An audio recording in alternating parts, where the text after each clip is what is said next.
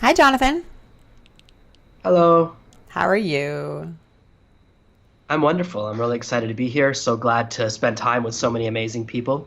Awesome. Well, I'm really excited to talk to you. I thought I would just sort of read a little bit about your bio at the top of the hour, just so that folks have a little bit more of a sense of who you are if they don't already follow your work. So, for 10 years, Jonathan Green was just like many other Americans that were a part of the education merry-go-round. In 2009, he peaked in his profession with a fresh master's degree in hand, a published dissertation, and experience teaching at a university in London. He accepted a position at one of the top 20 universities in America. Years of planning and strategy came together to land him his dream job. When his first paycheck came, he began to realize that his dream was an illusion. Locked into a lower salary than he imagined for his 30s, the future began to look very bleak indeed. Then a miracle happened. An ex girlfriend called his boss and actually got him fired. What a miracle! It was the worst day of his life, but also the best day. He would never have had the confidence to start his own business full time without that kick in the pants. Within 6 months, he was making more money than at his dream job, and less than 2 years later he was making more than the lady who fired him. So many people these days are learning that having a job is not a form of security. You can lose your job at any moment for thousands of reasons that you have no control over. Every day more qualified people are kicked back into the job pool and they start to flounder. Everything on Serve No Master, which is Jonathan's site, is to prepare you for that day, even if it already came. You don't have to quit your job, but opening up new online revenue streams can protect you. So, okay, tell me more of the story than what I just read there. So I worked my way up, after getting my master's in London. I took a job at like a visa farm school that had a really good name. It sounded like similar to a good university. And I leveraged that when I came back to America. They were like, wow, you taught at this amazing school. And so I got this really amazing job that I was horribly underqualified for. They were like, do you have experience in management? I said, of course. Of course. I've run teams loads. And so I was actually only teaching one class a week, and I was in charge of six teachers and a $1.5 million program. And I had never done anything like it before, and I'd never really experienced bureaucracy like it before. So they would give me an assignment and say, all right, you have to have this done in the next 3 months. And I'd be done 40 minutes later, and I realized I have 89 days to fill with nothingness. So actually, most of that job while I worked there, which was only for 13 days, I just took walks. I took massive long walks because I was so far ahead of schedule. And they would give me assignments, and I'm not very good at inefficiency. They said, "Oh, you'll never make this happen." And I said, "Challenge accepted." I set up this huge, amazing class trip, and they said, "Well, you have no budget. You can't spend any money, not even gas money." And I found a whole way to do it. I got us free transportation, a free tour at a factory that no one had ever had a tour at before, and everything set up. And it took me like a day and a half. And so that was supposed to be like a 6 month assignment. And so I had just this huge disconnect. And then, yeah, and then my ex-girlfriend called and they were like, well, you dated one of your students. And I was like, well, I'm 29 and she's 27. It's not like she was younger at all. And it was only after I'd left the previous position. She was a former student we started dating, but vengeance is vengeance. And it was actually the best thing that ever happened to me. I thought it was my dream job, and I was always an entrepreneur but never realized it. I kind of had started side businesses, but I was always looking for the security because you grow up thinking I need a big machine to protect me. And then you realize Hmm. when you start working at companies that everyone is out for themselves, and there are millions of ways you can lose your job that aren't your fault. I see people entering the job market all the time who are significantly smarter than me, significantly more qualified than me, and have amazing experience, amazing resumes, and they are just stuck. What do you do if you're the CEO of your company embezzles and everyone loses their job and you're all painted with that like black flag? They go, "Oh, you worked there. Why would we ever hire you? You worked at a bad company." And it's not Hmm. your fault, and you can lose your job. And certainly, I never thought my ex-girlfriend was going to call and get me to lose my job. And it's just anything can happen. It's the unexpected that really comes your way.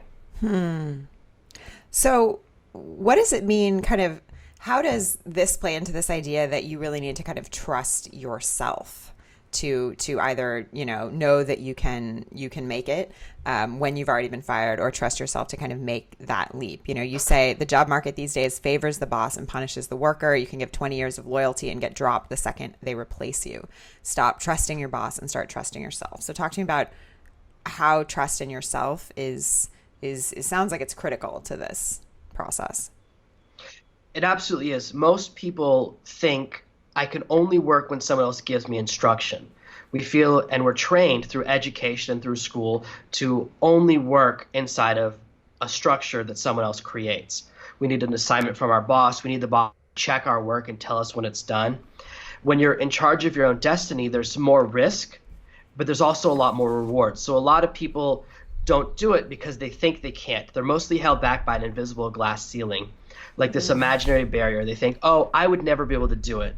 I'm not smart enough. I'm not good enough. And people say, whatever their experience is, I'm too young, I'm too old, I'm too skinny, I'm too fat. And I'm like, these are opposites. They can't both be a limitation if they're opposites. And I have loads of reasons why I shouldn't be successful. There's millions of reasons why everyone should fail. And we can get caught up in that negative mindset, or we can just try. And really, most of the time we get advice from people. People are like, oh, you shouldn't try that. You should never try and start your own business. I go, oh, did you try and start your own business? Like, well, no, but I heard about someone else who did. Right. And so right. what we get is secondhand information, or we get thirdhand information, and we don't have any verification process anymore. So we get advice from people, but we never think to say, is this person qualified to give me advice?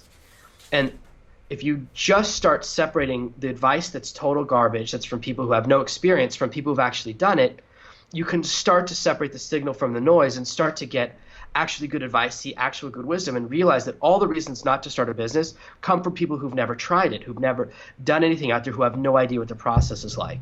So all that negative information, if you take it off the plate, you go, oh, wow, there's really no risk here. You're not risking huge amounts of money. You're not risking huge amounts of time. If you try and start a small business and you lose $1,000 or $2,000, you're not going to get your hand cut off. It's not a real danger.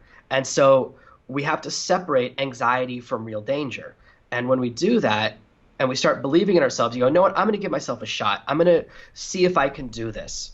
And what can be something amazing. And sometimes it's preparing yourself for the day when you lose your job. And sometimes it could be filling the gap so that when you are applying for your next job, they go, what have you been doing for the last 90 days? You go, well, I've been working on this. I've been doing something.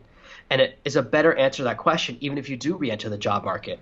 It means that you've been keeping your skills fresh. It means that you're not atrophying your muscles. So even if you decide, you know what, I don't want to run my own business, the fact that you've tried adds more skills, adds more cachet, and separates you from the stack of other resumes on the pile. So it's a double-edged advantage. So I guess go back to kind of that moment when you get fired and you realize it's not your dream job. I assume in that moment you felt like crap, and maybe you didn't really know what to do next, or maybe you did. How did you kind of get out of that place? Everything that happens to me always happens in the most dramatic fashion possible. On Friday, I signed a lease on an apartment. On Saturday, I bought a new car. On Monday, I drove to work in a snowstorm, and I got fired. I walk in the office, they go, you got to go back home. And I barely made it there. I was like, who, like the double whammy. So now I've got all this stuff I can't afford that I just bought, and I have to go home in a snowstorm. And it's so unexpected, but at the same time, I'd already hated the job. I was like, I'm not doing anything with my time. I thought it was my dream job, and it's kind of like careful what you wish for. So I really peaked at that career. There was nowhere to go. There's no better job available. So as I was driving home, I was like, well, I better come up with some rent money. I have no choice. I really felt like Cortez. The boats were burned behind me. I didn't burn the boats, but my boss certainly did. And I was like, I can't go back into the education field. That's done. My entire career, it's finished with one phone call. So I was driving home, and I said, I got to do whatever it takes. I had some ideas about doing things online. I had a little blog going and had a little ebook that wasn't really making any money. I'd make like $100 online in the previous year.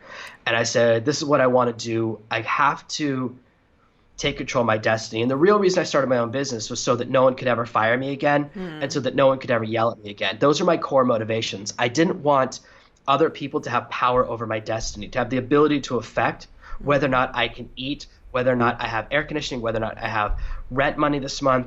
I decided that as much as you feel like there's all this security from other people, they have a huge amount of power over you. And sometimes you feel like a puppet hanging from these strings.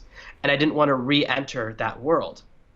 And it's not to say that there were never moments where I thought about going back to work. Certainly over the next 3 years, there were moments where I sent out resumes to companies. I go, maybe I should just try. And I sent out resumes in different fields. And then I never really followed it up. And sometimes you have moments where you have a loss of faith, and that's reality. and you have down moments. I had a lot of down moments. I eventually lost my apartment, and I had to live in my mom's basement for a year and a half. And then I went and lived on my friend's couch in a studio apartment for a year and a half. And he had what I can only describe as unbelievable sleep apnea. So loud, and there's no rhythm to it. So I went through this huge period There's no rhythm of massive suffering, but I was like, I'm building character. This is so bad. I have to be building character. This has to be a character building moment. So we go through these moments that are high, and then we go through these moments that are really low, and the lows can be really low, and there's these moments where you think you should give up faith. And I went through moments where I sent out resumes or other things, but I managed to stay the course, and I just kept believing in myself. And I got to certain points where I had to decide, I'm either going to go all in on myself, or I'm going to go and try and tuck my tail between my legs and go live in my sister's attic or my mom's basement again. You know, I promised myself that if I had my 30th birthday in my mom's basement, I would kill myself the next day. I said, I got 9 months.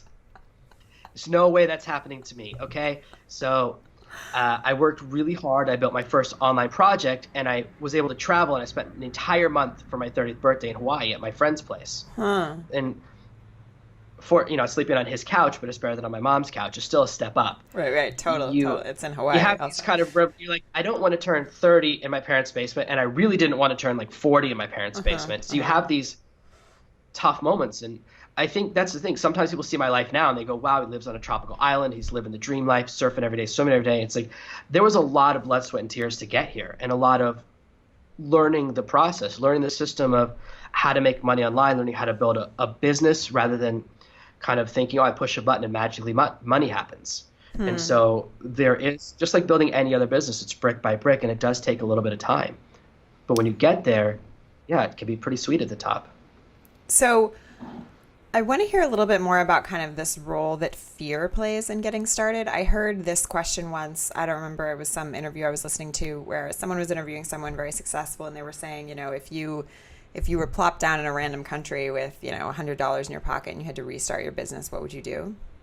And I guess it's an interesting question because it makes me think, when I hear your story, what role did sort of having your back against the wall have in becoming successful? Was that helpful, or did it just create unnecessary fear in the process? For me, it's absolutely necessary. I did coaching for a long time in my life, and 90% of people are motivated by positive reinforcement. You can do it. You're going to do great. I believe in you. I am in the other 10%. When my shame equals my level of fear, I take action. That's so interesting. So when someone's coaching me and I'm afraid of doing something and they keep making me feel bad, like, what are you, a loser? I'm going to slap you in the face in this bar if you don't do it. Like something like that. At a certain point, I'll take action. Now, that doesn't work on most people. For most people, that's the worst way to coach them. But small segment, and it might even be less than 10%, but fear really motivates me. Like when people tell me that I can't do something or that I'll never succeed at something, then I go, challenge accepted. Like nothing motivates me more than someone telling me I can't do it. And that's really, as strange as it is, basically all my bullies and all of my naysayers are my greatest motivators. All the people that said you could never do it, I go, well, then I guess I got to do it. I got to prove you wrong. But that's really unique to my personality. I'm really driven that way. So for me, I never would have really pulled the trigger and started my own business. I was already thinking, if I just keep this job for 2 years, then I can quit. I was already planning a 2-year exit strategy. I was like, I can just pay off the student loan, I can pay off this car, I can pay off my apartment, and I'll have a little bit of money saved, and I can quit this job. So I would have waited 2 years and probably never done it. And I've started a lot of side businesses throughout my life. I always started side businesses that made more money than my main job. And then I would give them up and go back to my main job just because of this foolish sense of security. So logically, I should have always been an entrepreneur. All the evidence pointed to entrepreneur, but the fear held me back. The fear that I would fail, the fear that I would look dumb. My family was really disappointed. And there's certain members of my family who think I'm really dumb. And I accept that. It just, because I live such a crazy lifestyle, but they thought, when I was a professor and teach at a big university, they could brag and they could show off my business cards. And now, when I was like, they were like, what does your son do? And they're like, he does something online. We don't really understand. And that's hard for them. So going through that transition, although my parents were very supportive, that was tough for them because they were finally excited. They could finally explain what I do, and they could kind of brag around to everyone in town because I was teaching at one of the best universities in the country. Everyone knows the name of it. And losing that cachet, you go through this transition period where people don't really understand what you do. Mm-hmm. And so when you're in your 30s and you're living on a couch for a year and a half, everyone, that's a notch above homeless. So people don't really understand. And at the time, I was living on that couch, I was still making more money than I had at the university job. It's just that you just don't really, it's such a different world that either people get it or they don't. And so you do go through a period of dealing with people who don't understand what you do, feeling very lonely. I was someone who suffered from depression very strongly when I was in my childhood and teenage years. It was something that was a big part of my life. And the loneliness, and you're sitting in a basement and you're grinding and you're working 14 or 18-hour days. And yeah, you're afraid that you're going to fail. You're afraid that you're going to make a big mistake, and you're afraid of all these things. And then one day you just have to go, I'm not going to be afraid anymore. And I just made this decision. I said, I'm not going to be afraid anymore. I'm either going to succeed or I'm going to fail. I just don't have any more energy to be afraid. And when I had that kind of moment, it broke me through the next barrier. And once you remove the fear, success becomes very close to inevitable, because fear is the number one thing that holds us back. It's the number one thing that keeps us in jobs we hate. It's the number one thing that keeps us from trying what we really want to do. It's the number one thing that keeps people from trying their passions. We're afraid our family won't understand, or our friends will reject us, or that people won't hang out with us anymore. And we go through these phases as we build our success. And it can be really hard. If you have a job and you're thinking, I'm going to leave my job because I hate it, and then you leave the security of having health insurance, you leave the security of having a steady paycheck. That's really scary, and that's a legitimate fear. And for many people, they'll accept good, and it costs them the possibility of great. So what can you do to sort of get a handle on fear if you want to make a leap or a small step?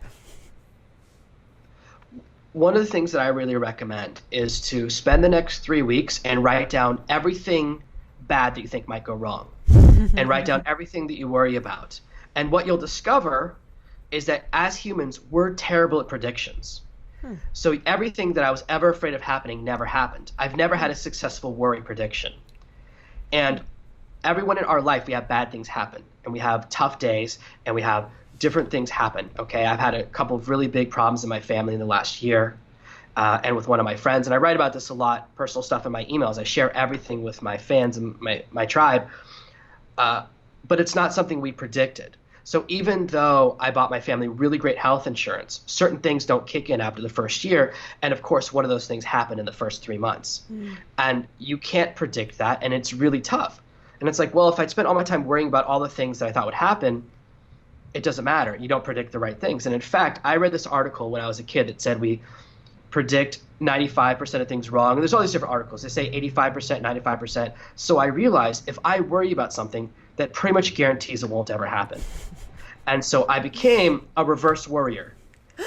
And you can test this theory. If you test it and try to predict all the things you think will go wrong, you'll never get it right. And as things happen, you realize you can handle it. The second thing is that you'll go through experiences and realize I can handle it if this happens. I was a DJ for a long time. I DJed in nightclubs.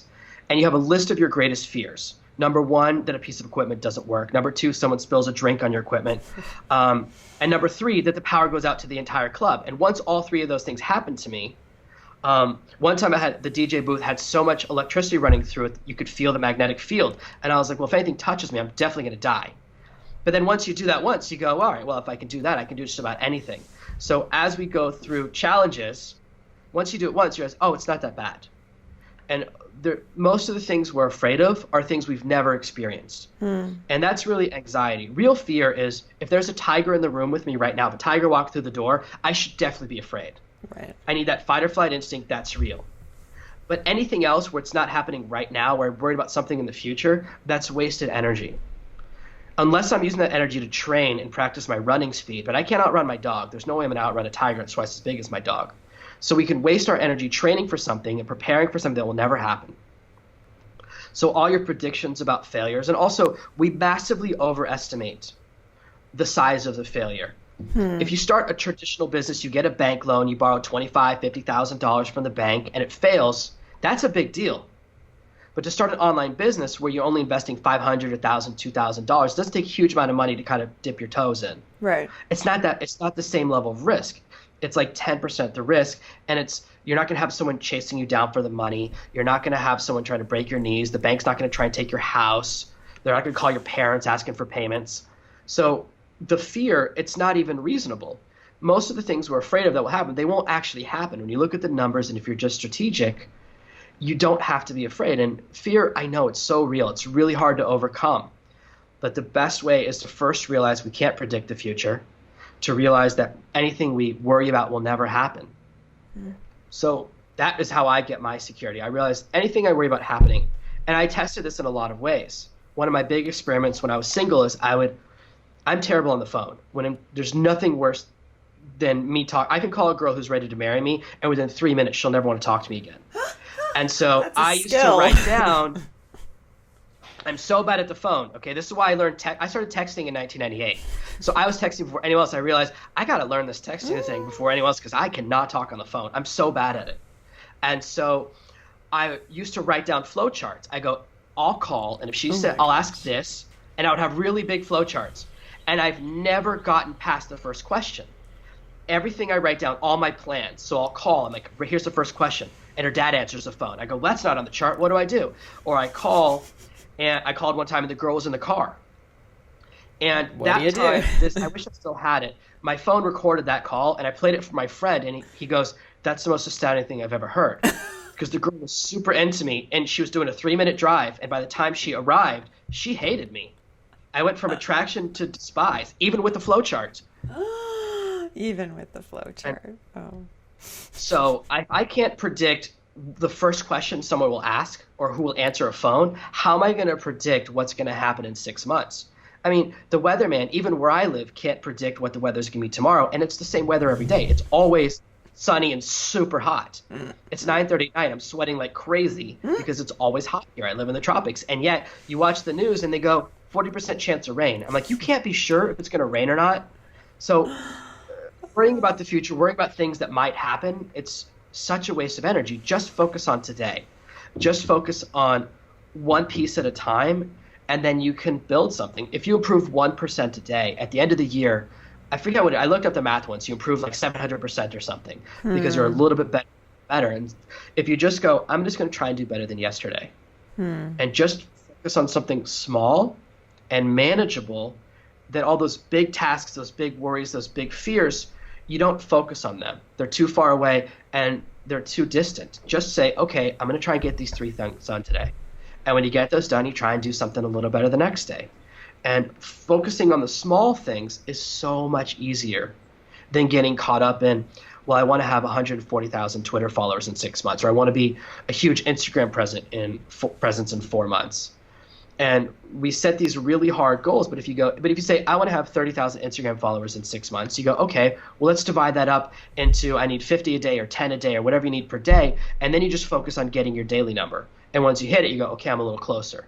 And as long as you focus on the daily piece, you don't have time to worry about the thing because it's getting 10 followers or not isn't that big a deal. So you're like, oh, I only got 9. You're not going to kill yourself. You're not going to be too sad. So it's not scary. It's only when we try and set these huge overarching goals. Like sometimes people message me. I go, what's your goal? They were like, well, I want to start an online business. I want to make $50,000 a day by next month. And I'm like, well, yeah, you set a massive goal. Like, what are you doing? I can't help you. If you set a goal that's more money than I make, I certainly am not the right coach for you. Right. If you want $1 million a day, I'm the wrong guy. You need to talk to someone who's like in the hedge fund game or something. But if you set manageable and realistic goals, then break them into small pieces. I'm totally a believer in really, really small goals. My entire life is built into tiny, tiny goals. Everything I do, from health, from how I raise my family to how I build my business, is structured in tiny, tiny things. Like I'm trying to get healthier right now. I'm trying to lose a bunch of weight like I always am. And I have a watch that measures every step I take. So I have to take 8,000 steps a day, and it's one step at a time. And I go, okay, I got to take 8,000 steps. That's too many. I can't do it straight. So then in the morning, I walk the dog for 2,000. At lunch, I do 2,000. When I dictate, which is how I do all of my work, I pace. Instead of sitting down, I switch from pacing to sitting down because of my watch. And then at night, I do a catch-up at sunset. So then I take my daily goal and break it into smaller pieces. And then if I have to, I break it into smaller pieces again. That's the only way that I'm able to tackle goals. I can't handle a big goal. Like I can't handle thinking, okay, this week I have to walk 150,000 steps or 56,000 steps. It's too much for me. Right. It's such a big number. It's like 45 kilometers or something. Like I'm going to walk, I can't walk that far. But when you break it smaller and smaller, you go, oh, I got to walk for 20 minutes 4 times a day. That's not that scary. So big things that are scary, when we chop them up into pieces, they're not that scary anymore. I love it. Jonathan, this has been so amazing. Can you sort of tell us what you're really focused on right now and where folks can learn more about what you do and your work? Yeah, so right now I'm really focused on building my Facebook group, which is called my tribe. And that's the main place I communicate with people. I talk to people there every day. And this way people post pictures of their books they're working on. A lot of my followers are artists, so they post pictures of their art and I can give feedback. And if you go to servenomaster.com/tribe, you can get the secret link from that page. It kind of talks about what we do. And it's really kind of a safe place where you can really communicate with me a lot, communicate about building your brand. You can see the things I'm working on. What I'm really working on myself, my goal this year is to really build up my book catalog. So I'm really focused on growing my Amazon presence. I have a strong relationship there. I have a personal rep at Amazon because they love my books so much. Wow. And so, yeah, they keep putting me in top secret programs. So I had a call with the girl last week. She goes, do you want to be in this top secret program? You can't tell anyone what it is. They'll make a bunch more money. And I said, does anyone ever say no to that? And she said, not yet. I said, well, it's still not yet, definitely. And I'm really focused on that, growing my writing and kind of doing a lot of things with them. And that's why I'm diversifying and kind of putting out some board games and putting out some journals to go with my books. That's really where I'm growing my business because Amazon's very consistent. And so it's like building a brick business. Whereas I used to be on the JV cycle. So I'd launch a product every 3 months, make a bunch of money. Then it's down for 3 months and launch again. And so I wanted something that was really, really consistent. And the other thing I'm really focused on is just really working with people in my Facebook group and in my tribe. So the people I partner with, that's where I found them all. The game I'm designing, I actually just posted the cover of it, the cover design, to get some feedback from the group and to see what people think. Because sometimes you have a drawing and you go, I wonder if only I think this is funny. And so I show it to the audience and go, do you kind of get it? And I got some good feedback. I made some tweaks. So you can always see what I'm doing. And it really, I used to charge for the group, and I said, you know what, I just rather have more people in there, really having a place where we can make a lot of things happen, where people can share ideas. If people have a book, they can get a review, and a place where people can communicate with me quite easily. So even though I'm bad at all other social media, I'm pretty good about checking the group notifications every day and kind of going in there and talking to people. That's the main thing that I'm really, really doing as far as working with other people. And that's where I find people to partner with. People throw in ideas. I go, I like that idea. Let's do it. So what's the name of the group and how do we join? If you go to servenomaster.com/tribe, okay, it has all the information and the link there that you can click on to join it. Awesome. And everyone here today is more than welcome to join. You get loads of information. Like you immediately get my Escape the 9-to-5 bootcamp, which kind of helps you plan when you can quit your job. Helps you put together the numbers and a strategy so you can know, okay, this is when I can tell my boss, this is it. I'm out of here forever. And I'm always looking for people to talk to and share ideas with because I really do believe in the power of cooperation and paying it forward. I love it. Thank you so much, Jonathan. This has been so, so valuable. Really appreciate it. Thank you for having me. I really appreciate it. It's really exciting. Have a great day. You too.